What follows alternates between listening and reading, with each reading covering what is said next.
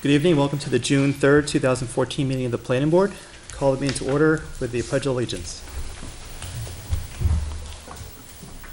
I pledge allegiance to the flag of the United States of America and to the republic for which it stands, one nation, under God, indivisible, with liberty and justice for all. Okay.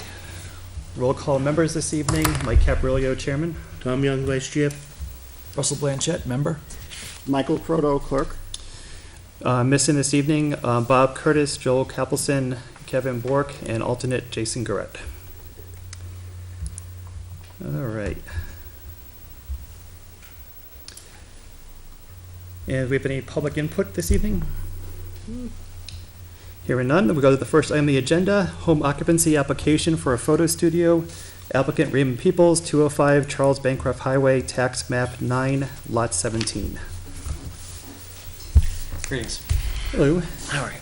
And in terms of formality, we do have confirmed from the administrative assistant, abutters have been notified. Fees have been paid. And we should be good with all that information, so probably like to do any discussion on the application from anyone. We had a chance to review it already. I have no concerns. Okay. I'd take a motion to accept the application. So moved. Second. All those in favor, say aye. Aye. Opposed? Abstained? Motion carries 4-0-0 to accept the application. Okay. Good evening. Good evening. Thank you for your patience. No problem. And thank you for the handouts. If you want to go into quick overview on what you're looking at for this project. Okay. I do weddings and events. That's primarily what I do as a photographer. And with Litchfield's ordinances, the home occupation, when you have a occupation becomes visible, you need to get a home occupation permit. And I'd like to put up a small sign so that would make this visible. I don't have anybody really coming today, but as I transition out of doing weddings and events and into more portrait photography, I see that happening a little bit more often. We're not looking to do this full-time. I'm a part-time photographer. As I said, for as far as like hours of operation, things like that, I'm appointment only. It's not like we're going to be open to the public, 8 to 5, 7 days a week. On the application, I did put 2 employees because from time to time, I do have an assistant or apprentice. Okay. So they're not necessarily family members and could be assisting me. So I wanted to, as far as transparency to make sure that I put that on there. Okay. And no set hours in terms of the amount of traffic flow. I think you mentioned between 2 and 10 round trips a week. Yeah, that would be a lot. Okay. A 10 would be a ginormous piece of business, and that's not what I'm doing. I do, like I said, wedding and event photography. I do family portraits. Most of the work we do is off on location. It's not here in town. Okay. But part of the setup would be to have a studio in the back of the. Yep. According to the. Yep. Okay. That's existing space. Okay. So is there any retrofitting to be done to it, or is it already No. purposed that way? I've had it that way for years, since Roland Bergeron was still building inspector. It goes back a ways. Okay. But it's always been my personal office and space, so. In terms of lighting in the winter hours, if someone's there off hours, is there sufficient lighting? There is. Actually, where it's indicated in orange. Yep. Those are all existing low cutoff light fixtures. And it looks like you have sufficient parking, so you have 2 for your business, and then. Yep, actually, there's 2 driveways. If you look at Yep. I have a second driveway that exists by the house in the there's a small apartment there this property predates zoning. It's like 1956. The second driveway was always there, and when we moved the building, when the state redid the road, it ended up in this configuration that you see here. Okay. So it's basically, there's plenty of room to park 4 cars if you want to do that, but it's more 2 cars with a turnaround so that Yep. you can turn around so you don't have to pull out on the Route 3A in a backup situation. You mentioned the sign. I know that's a separate item, and Yep. we don't have that from Joan. Was that paperwork? I see it was paid according to the Yep. documents. I wanted to get through the home occupation piece. Okay, so and you're still then- going to work with Joan on that afterwards? Okay. I have a sketch of it, but I'm gonna be meeting with Carl Marshall tomorrow to get a more formal drawing. It's gonna be really low. I indicated that area where it's back from the road. Yep. It's gonna be low, set in a garden. Okay. We're not, it's our residence, so we're not looking to make it into a commercial property. And obviously keeping in mind it's 2 foot. Two square feet diameter. on each side. Okay. Well, it can be double-sided, 2 square feet. Okay. You You wrote it, right? No, I didn't. Actually, that predates me. Fantastic. I don't see any major, obviously the butters are notified, there was no concern from them. Does the board have any questions for the applicant? I don't, no, looks good. Okay. Thank you. Thank for the you. information. At this time, we'll open it to public for any public comment. Seeing none, we will close public comment. So I will take a motion to approve. Make a motion to approve the home occupation permit of Raymond Peoples, 205 Charles Bancroft Highway, tax map 9, lot 17. There's a second. All in favor? Aye. Opposed? Abstain? Passes 400. Great. Thank you very much. Thank you, have a good You evening. have a good night. You too. Hope the rest of your meeting goes as well. We can do everything in 5 minutes, right? Thank you. Thank you.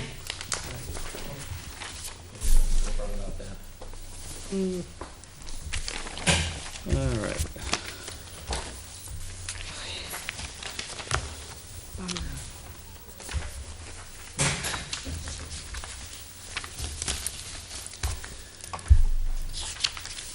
Okay. So next item on the agenda is our favorite item. Your Back to impact fees. very favorite item. So I don't know if everyone had a chance to look at the updates in terms of emails that were posted and updates to the documents, but if you want to just give us a quick overview in terms of Sure. what we're diving into tonight, and I think you gave us a revised and a clean copy, right? So Yes. Okay. Yep. Yeah, I'm actually gonna work off of the track changes versions myself personally. Okay. But I will reference the clean version for you, because it makes a lot more sense to read. Just as a couple updates since the last meeting, there were a few areas where we still had to close the loop on a couple different conversations. One piece was the net floor area and trying to nail down that definition between the methodology that Mr. Mayberry was utilizing and what data and information Kevin has available to him at the time a building permit or CO is issued. And there wasn't a direct one-to-one, apples-to-apples match. And the problem is Mr. Mayberry has to work with data is available to do an analysis of the cost per square foot in a community. However, that isn't necessarily the exact same measurement of square feet as goes into the building permit system. Okay. So I think between the conversations, and I did post the full email chain for you to see, between the two of them, I think they came to resolution, and what we had talked about at the last meeting of essentially just limiting down that definition to really just be the what we have in there now. Let's see, on page 2. The net floor area is the total of all floor areas of a building excluding interior vehicle parking or loading and all floors below the first or ground floor except when used or intended to be used for human habitation or service to the public. So it's a larger measure of the heated habitable space. Closer aligned to what the assessor has as effective area. It's not going to be perfect, but it should come out pretty close at this point. So that was one of those remaining follow-up items. I agree with the comment too about there's some emails back and forth about additions and or you shouldn't be assessed an impact fee if you make an addition to your house, expanding your Right, effective area right. So, And yeah. so at the that- time of purchase. So that's actually something new then to discuss in the definition of new development, and maybe we should take a second to look at that definition of new development on page 2. And kind of use this as an opportunity to come back to that, and because this is something we looked at back at the very beginning, and I think the conversation has been fine-tuned since that point. And so the definition would capture putting an addition onto your house. And so things of that nature, we need to say, is this what we want to capture? Because essentially, if it falls under this new development, this definition of new development, it's subject to an impact fee. So, Now, which section specifically would state that? Because it says adding dwelling units. You're not adding a dwelling unit by adding an addition. Because that's not a dwelling unit, that's just a let's room see. to occupy. All right, so. And B, I think we should Or keep units because, in the habitable portion of a residential building. The conversion of a legally existing unit or additions thereto would result in a net increase in the number of dwelling units. Okay, so the addition wouldn't be captured. It would be if you took a house and you split it from being a single family into a two-family, or split it from being a single family and an accessory dwelling unit, that incremental increase would be captured. so if you're repurposing it into something else it was before. And creating a new But in that dwelling case, you probably should have it in there, no? Because that is creating a new dwelling unit, which is not, so the addition there is defined as a dwelling unit. Right. Which if you do in a living room, you do in a basement, it's not a separate unit, it's an existing part of a house. So I was just curious where, I mean, I read through unless I was missing it, where Mr. Mayberry's concern would be in terms of what would be in violation. Not violation, but the, analyzing how it's written. I don't know. Well, maybe C, construction of additional square footage of non-residential floor area. Right, so that would be in a commercial building. So if a commercial building came in and put on an addition, it'd be that additional, Okay. space that would be captured. I think by having the word dwelling unit and new dwelling unit, you alleviate the issue with any additions. I think so. Unless it's a separate apartment, like, but then that's repurposing, so it should have impact fees. Right, Because then you have more people living there than you did before. right. So maybe circle back to him and just ask him, was there a specific item in 130105 Okay, that he thought was legally wishy-washy? okay. However you want to say it. All right, I'm trying to find the specific spot in his comments where he was Oh, I think, thinking about it.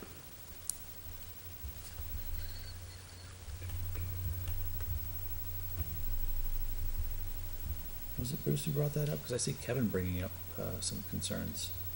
Well, I think Right, the one thing is on E3 is one of the sticking points. well, it's actually on the email of May 28th, 2014 at 2:16 PM. He said, your most recent definition of net floor area appears to include space below grade when used for habitation. So my calculations, we need to confirm whether you, no, that's not it, that's not net floor area. Where do you put it?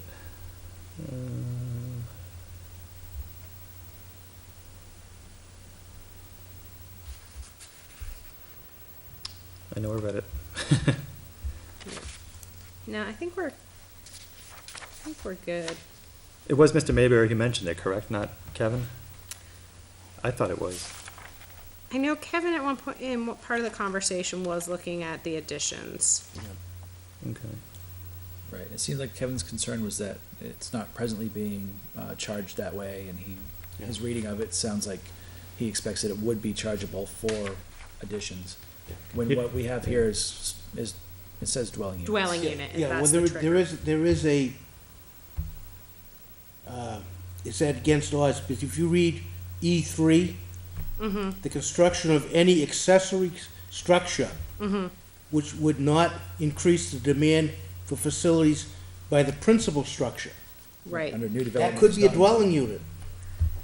Well, no, because a dwelling unit couldn't be an accessory, wouldn't be Accessory an dwelling is An accessory dwelling unit is a different thing from an accessory structure. An accessory structure would be like the shed that you have behind your house. That would be an accessory structure. It's accessory to your house. yeah, just we're so similar, so people Right. don't get that confused. Right, that's true. I think what triggered you and I, it was talking about, it was a response to Kevin, and Mr. Mayberry said, I don't believe there's any proposal this time to assess Right. fees after the point of initial home construction. Right, The ordinance definition of new development would not support that. correct. So that's good then. So Yeah, we're so we're covered the all way we are set. now. Yeah, he was, I think, just setting Kevin's concern Yep. at ease there. Okay, so you could strike that for him then. So we're fine with the definition of new development as it is? I think so. Okay. It's good to kind of just loop back and look at it. Concern addressed. Exactly. Very good. Okay, so that was that whole multi-page email conversation. One of the other follow-up items you'd asked me to follow up on was to the Board of Selectmen and asking about the appeals process. I did send this to Jason and Kevin Bark, who discussed it last night at their meeting. Excuse me. Jason sent me a reply this afternoon. I apologize, I didn't post his reply, but I do have it here and I can read it for you. He said, Jen, we discussed at last night's Board of Selectmen meeting, the sense of the board was an administrative appeal of a calculation. It made the most sense for the Board of Selectmen to serve as the appeal body rather than the ZBA, since it wasn't a zoning issue. Going back to council's original note to me on this, she stated, the statute defaults to an appeal to the ZBA, but allows the ordinance to provide otherwise. That flexibility to provide otherwise should cover the planning board if the circumstance were to arise under the current ordinance. So essentially what they're saying is what you have now is fine, but they thought that it perhaps made more sense for an appeal to go to the selectmen rather than the ZBA or the planning board. Which makes more sense. So, And at last meeting, we discussed that, and I think we agreed, correct? right, and I didn't make any changes to the draft because it was one of those things that you wanted to ask if they'd be amenable We don't want to volunteer them. receiving, Yeah. exactly, to receiving an additional responsibility before we wrote them in. If you would like the planning board to be replaced with the selectmen in the appeals section, which is page 5, I would say I yes. can do that. I would say yes. Okay.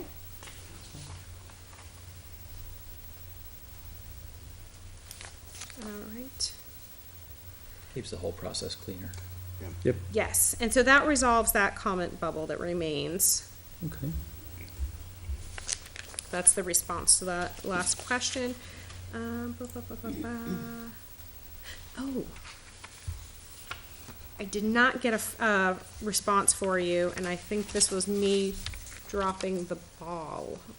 My apologies on what happens It can't be if found. the person can't be found and what happens to the funds.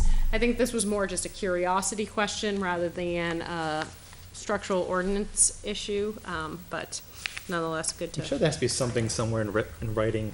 I thought we were gonna give the refund to whomever the property owner of record at the time the refund was due, would be. I not think the to- selectmen should be incorporated in that decision too, though. Yeah, since they have to sign the check. Yep. But, it just seems fair that whoever the property owner is has a piece of that pie. Yeah, but didn't the attorney say that's against state law? Did he? I missed that. I thought there was something about Yeah. it. The last Oh, meeting. Okay, I missed that. Yeah. Because going to the owner of record, the house could have sold 5 times in those 6 years. But that initial cost to build that property is built into the cost to transfer that property to Yeah, future we owners. discussed that, but the attorney Yeah. said. The attorney said no? Yeah. No. Okay. Maybe I would suggest that the selectmen may, if, didn't we talk about within a period of time, they can't be found? So if the refund can't be granted within a year, or I don't know what's appropriate, Right. We do have that they've got a year to Yeah. reply and say, yes, please send me my check. So I'm sure there is an existing practice, although I think it's unlikely that they ever Can't find someone. can't find somebody or someone doesn't reply. Or But someone should you- doesn't want the money. Right. Should we just cover ourselves legally and put it in there just in case, though?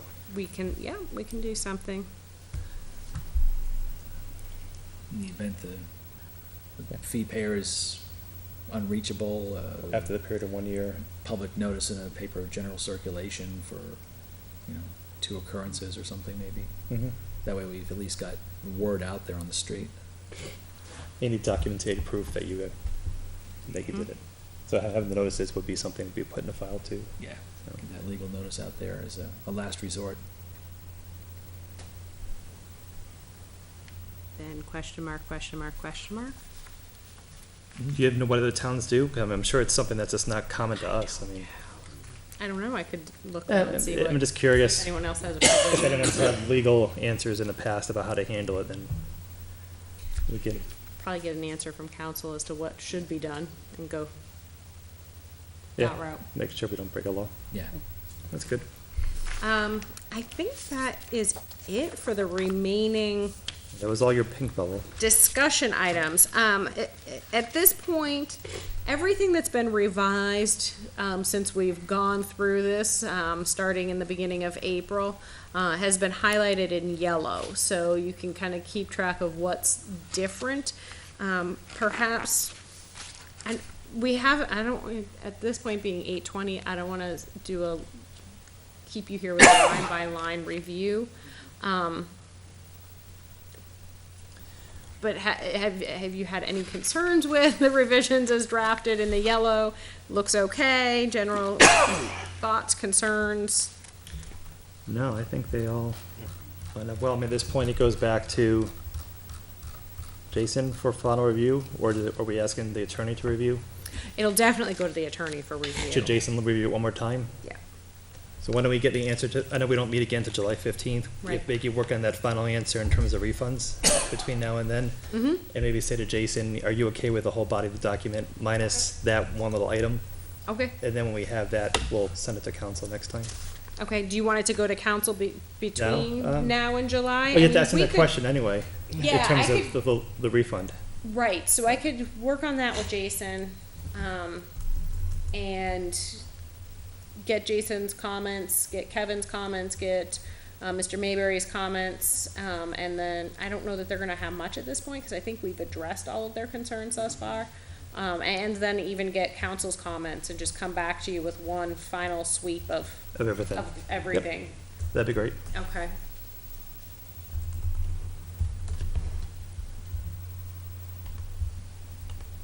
Okay.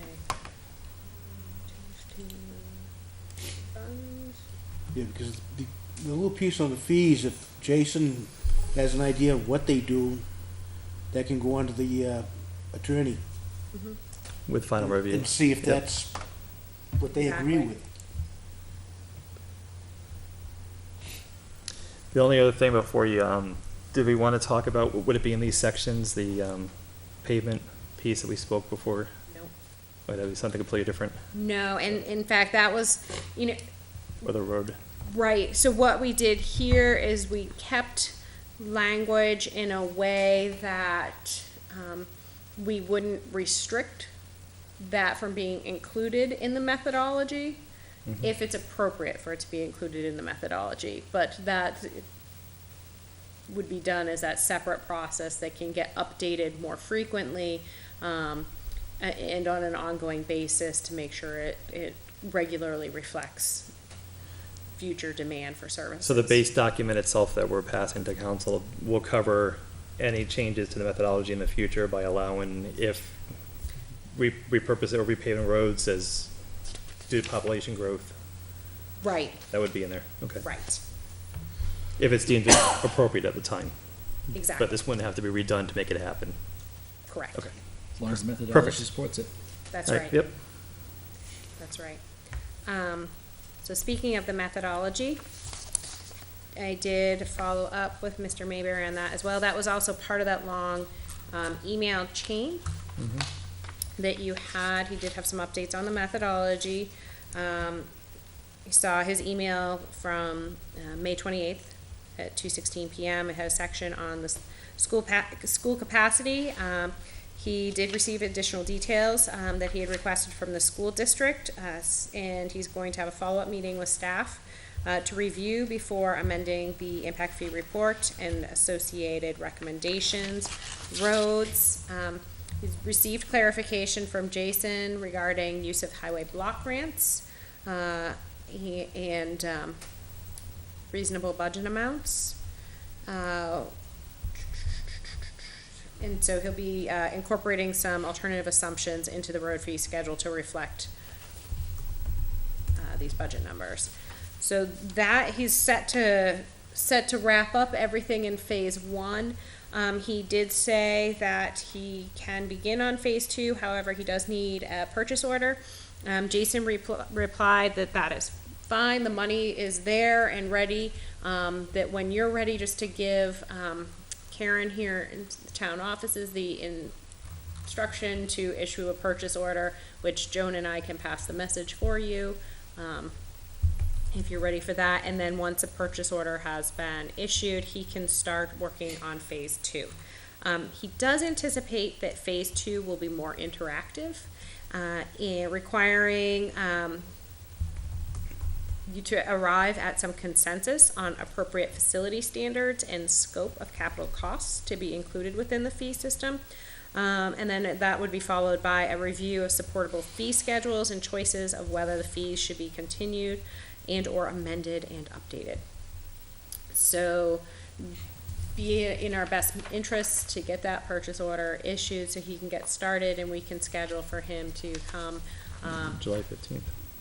see if he can attend July 15th. At that time, perhaps he could give us an update and present the revised product for phase one, ideally, and have that initial conversation that he needs to for phase two. So is the board okay releasing 13,500 for phase two, the purchase order? Any concerns from anyone? No, I have no Okay. concerns. I would just authorize that to be done. Okay, can you let him know? Should we do a formal vote just to say we had it, or is it, You can? you hear a motion? I make a motion to release a purchase order for the amount of $13,500 for phase two of the work by Bruce Mayberry, BCM Planning. Sec- I'm Go sorry. ahead. Second? All those in favor? Aye. Opposed? Abstain? Passes 400. Fantastic. Yeah, if he could be here on the 15th, because then we're also in the, yeah, because after the 15th, we don't meet again until August 19th. So if at all possible for Mr. Mayberry to be there, because the first Is it the meeting. 19th or is it the Oh, first 19th meeting? is canceled, I'm sorry. We had the 15th, and then we had the first meeting in August, Okay, and 19th is canceled. So we can have those two back-to-back meetings. all right, I'll see if I'll aim for July 15th. 15th. If he can't, then I'll use the August one as a backup. August 5th. Okay. Perfect.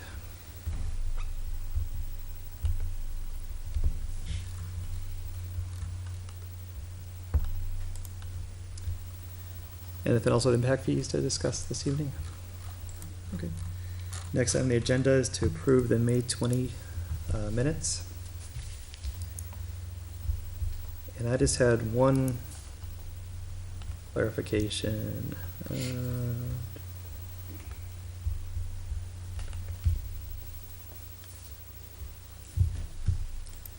It's the motion to approve the minutes of the May 2nd, 2014 meeting is actually May 6th. So towards the bottom. On page 3. It should be to Oh. approve the minutes of May 6th. Okay. But besides that, I didn't see anything else. Any other comments on the minutes? Excuse me.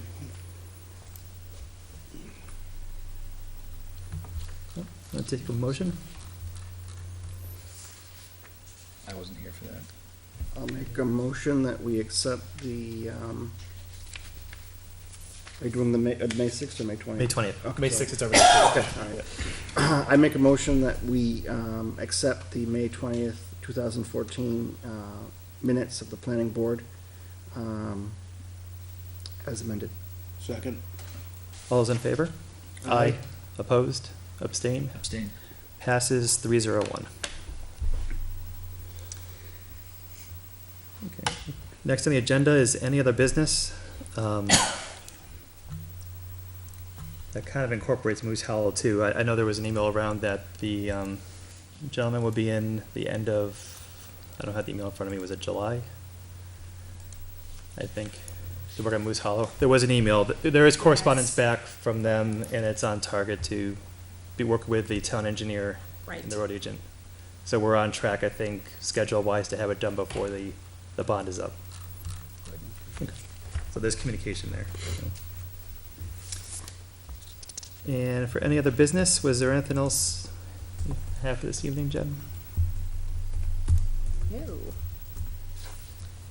Anything anyone on the board has to discuss, or?